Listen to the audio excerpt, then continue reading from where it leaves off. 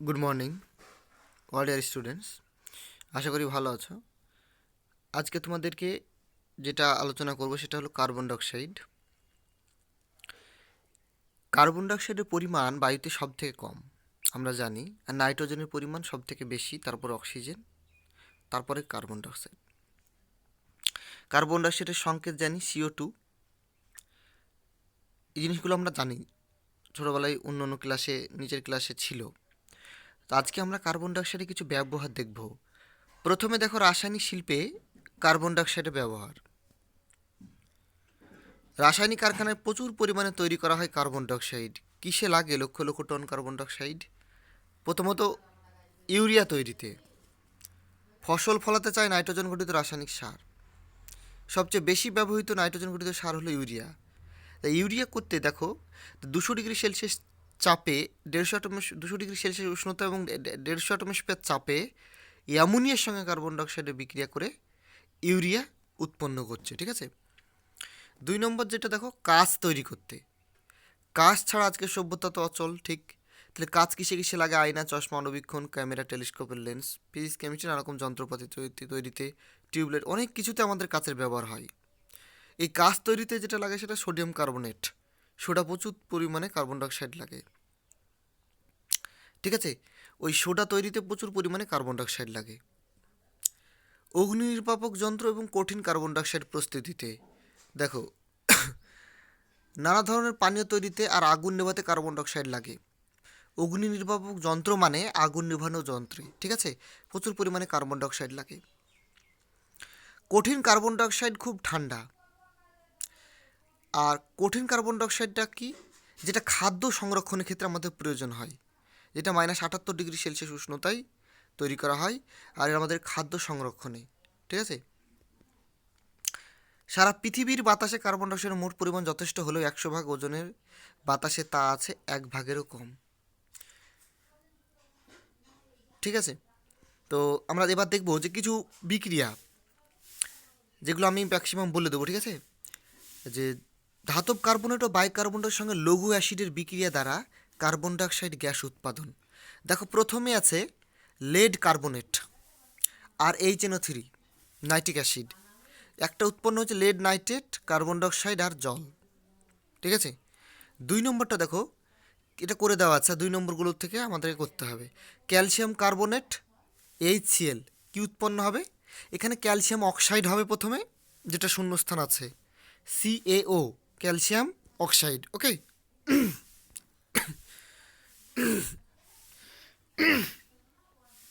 আচ্ছা, তারপর 3 নম্বর দেখো, সোডিয়াম কার্বনেট Na2CO3 আর লঘু, সবগুলো লঘু, H2SO4 কি উৎপন্ন হবে? এখানে উৎপন্ন হবে সোডিয়াম সালফেট। সোডিয়াম সালফেট Na2SO4ই হবে। দেখো সমান চিহ্ন আছে মানে কি? সমান চিহ্ন আছে মানে তাহলে লেড কার্বনেট H2SO4 মানে লেড অক্সাইড, লেড সালফেট। দেখো একটা যেটা জিনিস বলছিলাম যে সমান চিহ্নটা, ঠিক আছে, ইকুয়াল চিহ্নটা, ইকুয়াল চিহ্ন মানে দুই দিকে পরমাণুর সংখ্যা সমান হবে। দেখো প্রত্যেকটা তো ইকুয়াল চিহ্ন দেওয়া আছে, মানে সমতা বিধান করা আছে। তোমাদেরকে আলাদা করে সমতা বিধান করা দরকার নেই, শুধু শূন্যস্থানে যেটা হবে সেটা বসাতে হবে। দেখো এখানে সবগুলোর ক্ষেত্রে সমতা বিধান করা আছে। ঠিক আছে। তো সোডিয়াম কার্বনেট আর H2SO4, এখানে যদি Na2SO4 বসিয়ে দিই তাহলে কিন্তু আমার সমতা বিধান থেকে যাচ্ছে। পরমাণুর সংখ্যা দুই দিকেই পরমাণুর সংখ্যা, প্রত্যেক পরমাণুর সংখ্যা সমান হচ্ছে। ঠিক আছে। 4 নম্বর দেখো ম্যাগনেসিয়াম কার্বনেট, তার এখানে কি হবে? এখানে তুমি Cl আছে, দেখো Cl থাকা মানে কিন্তু এখানে HCl দিতে হবে। এখানে একটা অ্যাসিড লাগবে, সেই অ্যাসিডটা কি?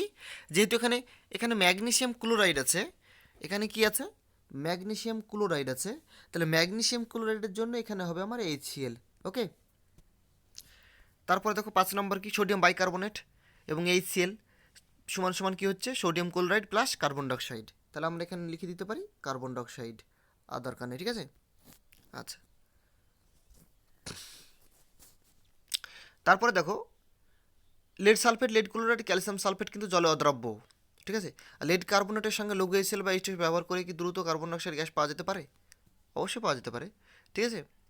দেখো বি নাম্বার, দেখো ধাতব কার্বনেট বা বাইকার্বনেটকে তাপ প্রয়োগ করে কার্বন ডাইঅক্সাইড গ্যাস উৎপাদন। ধাতব কার্বনেট, দেখো বাইকার্বনেট কেন বলছি আমরা এটা একটু বুঝি। কার্বনেট মানে CO3 মূলককে বলা হয় কার্বনেট, CO3 মূলককে। আর এইচ যদি একটা ঢুকে যায় HCO3, তখন তাকে বলবো আমরা বাইকার্বনেট। ওকে, তাহলে এখানে কোনটা কার্বনেট কোনটা বাইকার্বনেট তোমরা কিন্তু বলতে পারবে। দেখো 1 নম্বরেরটা কার্বনেট, কার্বনেট ভেঙে ক্যালসিয়াম অক্সাইড কার্বন ডাইঅক্সাইড। 2 নম্বরটা বাইকার্বনেট, সোডিয়াম কার্বনেট, বাইকার্বনেট ভেঙে কার্বনেট তৈরি হচ্ছে এবং কার্বন ডাইঅক্সাইড জল। লেড কার্বনেট, তাহলে এটা নিশ্চয়ই বুঝতে পারছো যে লেড অক্সাইড, ক্যালসিয়াম অক্সাইডের মতো এটাও লেড অক্সাইড উৎপন্ন হবে, কার্বন ডাইঅক্সাইড উৎপন্ন হবে। ক্যালসিয়াম বাইকার্বনেট, তার মানে কি ক্যালসিয়াম কার্বনেট, কার্বন ডাইঅক্সাইড এবং জল উৎপন্ন হবে। ম্যাগনেসিয়ামের ক্ষেত্রে করে দেওয়া আছে। ঠিক আছে। আচ্ছা, নেক্সট সি, দেখো সি কি বলছে, যে কার্বনকে বাতাসে পোড়ালেও কার্বন ডাইঅক্সাইড উৎপন্ন হয়, সেটা কিন্তু আমরা প্রথম দিকে দেখলাম। হ্যাঁ, আচ্ছা, এবার আমরা চলে যাই সরাসরি যে পরীক্ষাগারে কার্বন ডাইঅক্সাইড প্রস্তুতি। এখানে যেটা আছে সংখ্যায় টুকরো করলে কি হবে, এগুলো তোমরা করবে হ্যাঁ বাড়িতে। এটা দেখো পরীক্ষাগারে কার্বন ডাইঅক্সাইড প্রস্তুতি, আমরা দেখেছিলাম কয়েকটি স্টেপ, যে সরঞ্জাম কি সেটা না, যে কি প্রয়োজনীয় রাসায়নিক দ্রব্য লাগবে, যেটা মেন জিনিস, মেন ফ্যাক্টর, আর কি শর্ত কি থাকে। ঠিক আছে, তো এখানে শর্ত তেমন কিছু নাই, জাস্ট ওরাই রিয়াকশান ঘটাবে। কে মার্বেল বা মার্বেলের টুকরো আর লঘু HCl বা হাইড্রোক্লোরিক অ্যাসিড যেটাকে বলা হয়। সরঞ্জাম বেশি কিছু না, খুব অল্প জিনিস, উল বোতল, দীর্ঘ নল ফানেল আর নির্গম নল গ্যাস জার। ঠিক আছে। তাহলে আমরা যখন কি করব এবং কি দেখবে, দেখতেই পাচ্ছ ছবিটা অনুযায়ী। প্রথমে কি হচ্ছে, ওখানে ঢালা হলো, একটু একটু করে মার্বেল কুচির মধ্যে লঘু HCl ঢালা হলো। ঠিক আছে, আর কি দেখব, যে একটা গ্যাস বুদবুদ করে জলের ভেতর থেকে, মানে লঘু HCl মানে কি, তাতে তো জল আছেই, জল দিয়েই তো সেটা HCl এর মধ্যে তো, জলের মধ্যে তো HCl দিয়ে লঘু করা হয়েছে, একটা বুদবুদ আকারে গ্যাস বেরোতে থাকবে। ঠিক আছে, এটা আমরা দেখব। তাহলে সেটা সমীকরণটা দেখতে পাচ্ছ, calcium carbonate plus 2HCl, calcium chloride plus CO2 plus H2O। ঠিক আছে। আচ্ছা,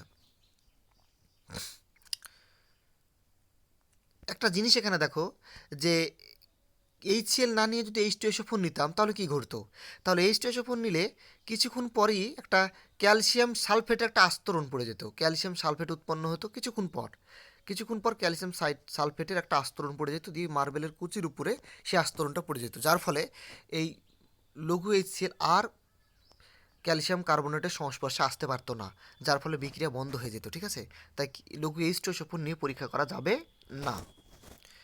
এবার আমরা দেখি ভৌত ধর্ম। প্রথম ভৌত ধর্ম কি, কার্বন ডাইঅক্সাইড বাতাসের চেয়ে ভারী। একটা পরীক্ষা করা আছে, যে একটা বেলুন ফুলানো হয়েছে, সেই বেলুনটাকে যদি ছেড়ে দেওয়া হয়, কার্বন ডাইঅক্সাইড পূর্ণ বেলুনটাকে, তাহলে সেটা কিন্তু আর উড়বে না, পড়ে থাকবে। কিন্তু সেটাতে যদি হাইড্রোজেন ভরে দেওয়া হতো তাহলে কিন্তু দেখতাম আমরা উড়ে যেত, কেননা হাইড্রোজেন বাতাসের চেয়ে হালকা। আচ্ছা, এই পরীক্ষাটা দেখি আমরা।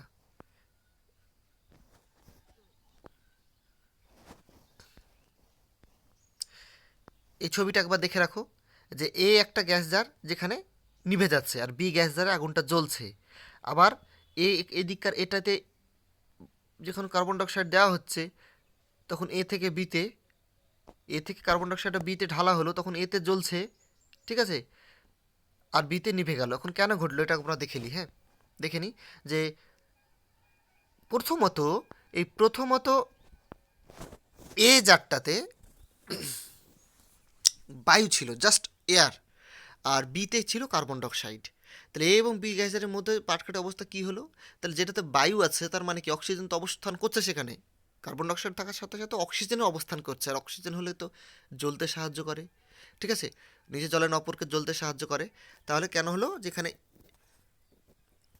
এখানে কারণটা বলা হবে, যে আগুনটা জ্বলবে, কেন জ্বলবে তার ব্যাখ্যাটা আমি দিলাম সেটা লিখতে হবে। ঠিক আছে, যেখানে বায়ুতে অক্সিজেনের উপস্থিতির জন্য কিন্তু জ্বলবে।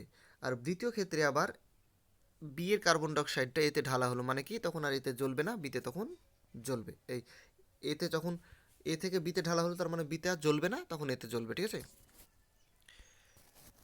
আচ্ছা, কার্বন ডাইঅক্সাইড গ্যাস জলে দ্রবীভূত হয়। জলে দ্রবীভূত মানে গুলে যাওয়া ব্যাপারটা, যে জলে গুলে যায়। ঠিক আছে, তাহলে কীভাবে গুলে যায় দেখি আমরা।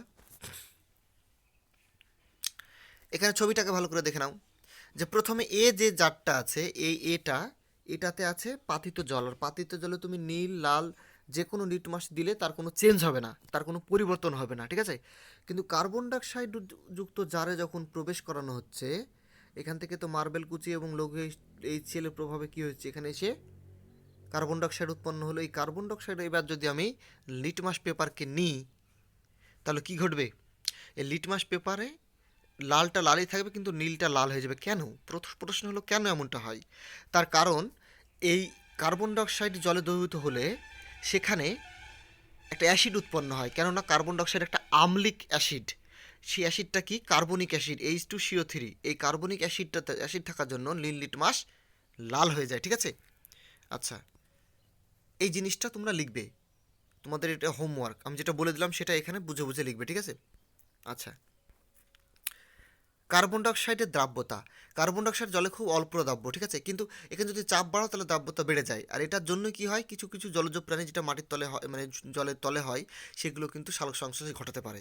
তাছাড়া শামুক ঝিনুকের খোলসও তৈরি করা হয়। আর যদি দ্রবীভূত নাই হতো, তাহলে আমাদের হৃৎপিণ্ডে সারা শরীর থেকে রক্তের মাধ্যমে কার্বন ডাইঅক্সাইড হৃৎপিণ্ডে পৌঁছাতো না, বা ফুসফুস থেকে এসে পৌঁছাতো না। ঠিক আছে, সব কিছু রক্তের মাধ্যমে দ্রবীভূত হয়। রক্ত একটা তরল পদার্থ। ঠিক আছে। কার্বন ডাইঅক্সাইড রাসায়নিক ধর্ম দেখি, যে ম্যাগনেসিয়াম ফিতার ক্ষেত্রে কি ঘটে। ম্যাগনেসিয়াম, জ্বলন্ত ম্যাগনেসিয়াম ফিতার মধ্যে কার্বন ডাইঅক্সাইড যদি দিয়ে দাও, বা কার্বন ডাইঅক্সাইড পূর্ণ একটা জানে ম্যাগনেসিয়ামকে ঢুকিয়ে দাও ফিতাকে, জ্বলন্ত ফিতাকে, তাহলে কি হবে? ম্যাগনেসিয়াম কার্বনেট আর কার্বনের গুঁড়ো অধক্ষিপ্ত হবে। ঠিক আছে। তাছাড়া সোডিয়াম পটাশিয়ামের টুকরোর সাথেও কিন্তু কার্বন ডাইঅক্সাইড বিক্রিয়া করে, সেটা এখানে স্পষ্ট দেখতে পাচ্ছ, যে কার্বন ডাইঅক্সাইড সোডিয়াম কার্বনেট এবং পটাশিয়াম কার্বনেট উৎপন্ন করছে। ঠিক আছে।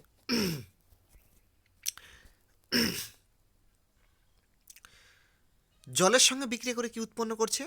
জলের সঙ্গে বিক্রিয়া করে যেটা উৎপন্ন করে সেটা হলো H2CO3, কার্বনিক অ্যাসিড উৎপন্ন করে। ঠিক আছে।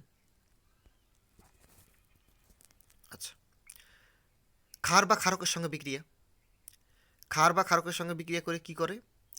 যেহেতু এইসব ধাতব অক্সাইড বা হাইড্রোক্সাইডগুলো ক্ষারীয় ধর্ম বর্তমান, এবং এটা আলমিক ধর্ম, তাহলে কি করবে? অ্যাসিড ও জল উৎপন্ন করবে। ঠিক আছে। আচ্ছা, এই ছবিগুলো আমরা দেখি এবার। প্রথম অবস্থানে কি হবে? একটা ছবি দেখতে পাচ্ছ। প্রথম অবস্থাতে কিন্তু একটা স্বচ্ছ জল ঘোলা হয়ে যাবে। প্রথমটাতে কিন্তু চুন জল ঘোলা হয়ে যাবে। তার কারণ কার্বন ডাইঅক্সাইড এসে জলকে ঘোলা করে দিবে। তাহলে চুন জলের অবস্থা কি হবে? ঘোলাটে হয়ে যাবে। ঠিক আছে, এখানে হয়ে যাবে ঘোলাটে। আর তারপরে চুন জলের অবস্থা স্বচ্ছ হয়ে যাবে। এখন রিয়াকশানগুলো কী হবে? এখানে হবে ক্যালসিয়াম অক্সাইড, আর এখানে হবে, এখানে তো করে দেওয়াই আছে। ঠিক আছে, তাহলে এগুলো একদম ইজি জিনিস।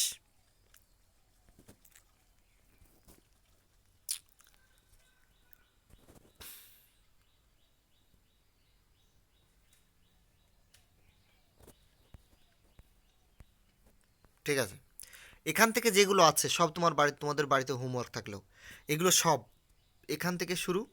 এখান থেকে যতগুলো প্রশ্ন আছে, এই ছকটা আমি একটা ছকে করে দিচ্ছি। দেখো, যে সোডিয়াম হাইড্রোক্সাইড আর কার্বন ডাইঅক্সাইড কী হবে? এখানে হবে সোডিয়াম কার্বনেট। কী হবে? সোডিয়াম কার্বনেট প্লাস জল। তাহলে এগুলো সবগুলো নিয়ে কার্বনেট তৈরি হবে। এটা তোমাদের বাড়ির জন্য হোমওয়ার্ক। ঠিক আছে। এখানে দেখো, কে জারিত হলো, কে বিজারিত হয়েছে, ব্যাখ্যা দাও। এগুলো তোমরা পারবে, তোমাদেরকে আমি করে দিয়েছিলাম, এর আগের চ্যাপ্টারে পড়িয়েছি। তাহলে এগুলো তোমাদের হোমওয়ার্ক। এগুলো সব বাড়িতে হোমওয়ার্ক থাকলো, সবারই খাতা দেখবো। ঠিক আছে। আর আজকে এই পর্যন্তই থাক। সামনের দিন আমরা গ্রিন হাউস এফেক্ট পড়বো। ঠিক আছে।